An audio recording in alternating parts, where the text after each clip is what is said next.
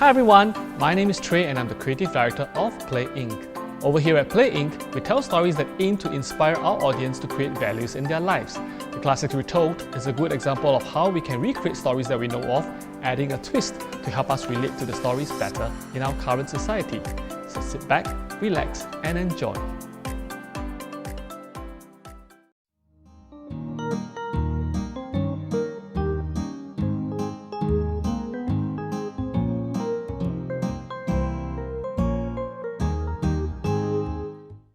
Hi everyone, it's nice to see all of you again.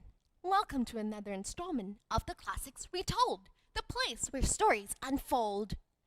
This week, we retell the story of two siblings who find themselves surrounded by things they love to eat: candies, chocolates, and yummy treats. You guessed it! This is the retelling of Hansel and Gretel. One bright and sunny morning, Hansel and Gretel were bored at home with nothing to do.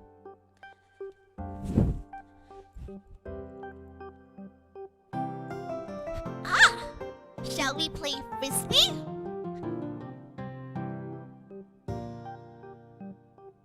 You're right, we played that yesterday.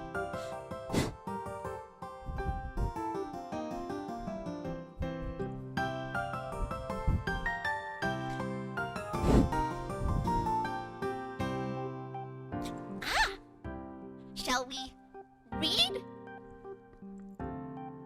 No, reading is boring.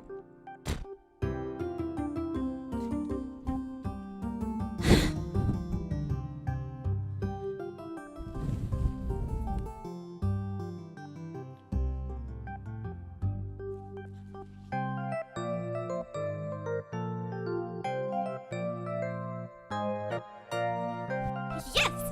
Let's take a walk in the woods and see what we can find. Hansel and Gretel packed a basket full of sandwiches and headed off into the woods. They walked and walked and walked some more. They talked and saw things big and small. There were rabbits and birds that sang a song, and a fox that they ran away from.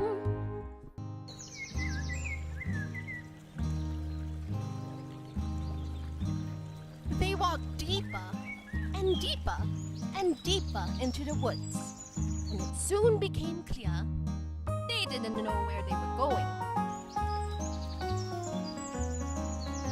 For all we know, we've been walking in circles.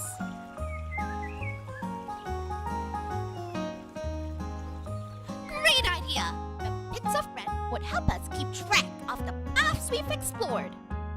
And so, they continued on their journey, dropping bits of bread as they went.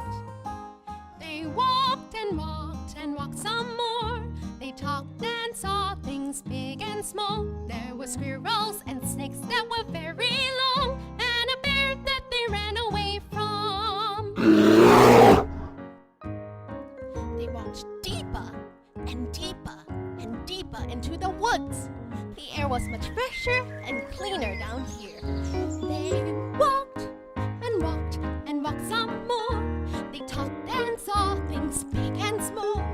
Raccoons and chipmunks and monkeys too, and a wolf that they ran away from. They were having a great day, and their great day was going to become the greatest day ever.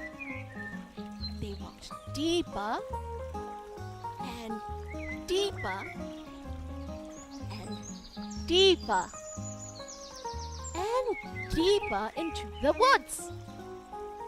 And soon they reached a clearing. The trees gave way to a small cottage. Not just any cottage. It was one completely made out of candies, chocolates, and yummy treats. The door was a huge piece of milk chocolate with an M&M for a doorknob. The windows were made out of yuppie gummy worms. The roof was a giant cheesecake shaped like a triangle. Even the insides were made out of yummy treats. The tables and chairs were made of gingerbread, and the bed was a bouncy castle of hamburger gummies. And white fluffy marshmallows for pillows.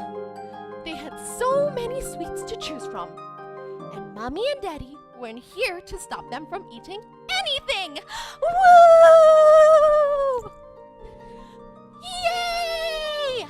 Where should they begin? Woo! What do you think, kids? What would you eat first? Hansel went straight for the door and bit into the rich milk chocolate. Gretel grabbed the gummy worm and nibbled on the tips. Mmm, yummy. Then they challenged each other to see how many marshmallows they could fit into their mouths. They had so much fun that they decided they weren't going home that night. Or the night after. Or the night after that. After a week, the cottage no longer had a bed or pillows or any tables and chairs left. Hansel's belly was so big and heavy and round, he could hardly stand up. It was a wonder he could even fit through the door. Gretel wasn't feeling any better. She was running a high fever and had the worst sore throat ever. At that moment, all they wanted to do was get home. They wanted their mommy's chicken soup and a blanket. It wasn't a slice of cheese, but they felt too horrible to move. If only we didn't eat so much junk food. We should have listened to Mommy.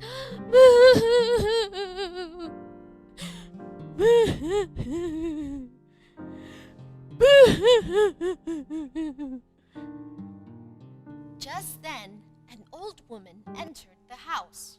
She was carrying bags of groceries, and she looked mean with a big mole on her nose and small beady eyes that were staring at the children. You ate all my furniture and half the dough? Do you know how unhealthy it is to eat so much candy at once? Their parents had told them many horror stories of a witch who enjoyed boiling and frying little children alive, and later ate them with a delicious sweet sauce. Was this the witch? The old woman started stomping around the cottage, brewing a pot of herbal soup that smelled gross to the children. The soup was dark brown, and it had weird leaves floating on the surface. We are not drinking that! It smells bad and would taste bitter. Well, you will drink it if you want to feel better. The children really didn't like the smell of the soup, but they felt so sick and weak that if they wanted to get home anytime soon, they had to take a chance and trust the soup would help them.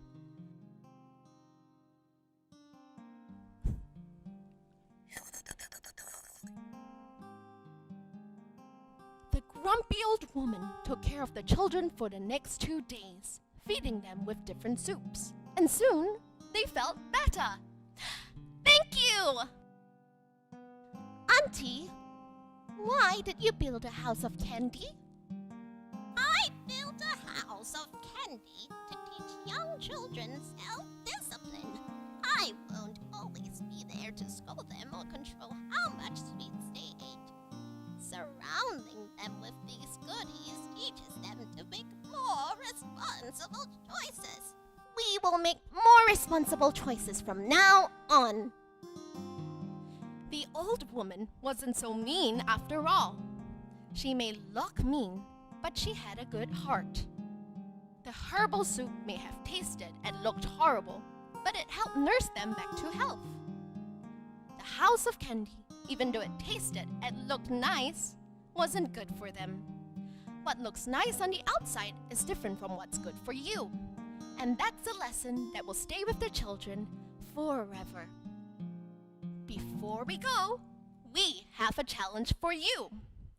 Can you build a house out of food? Be sure to use one vegetable and one fruit. The rest can be candy if you like. Share your creations with us online and tag us at The Classics Retold and stand a chance to be featured. Now it's time to close the show. Join us again for another Classic Retold.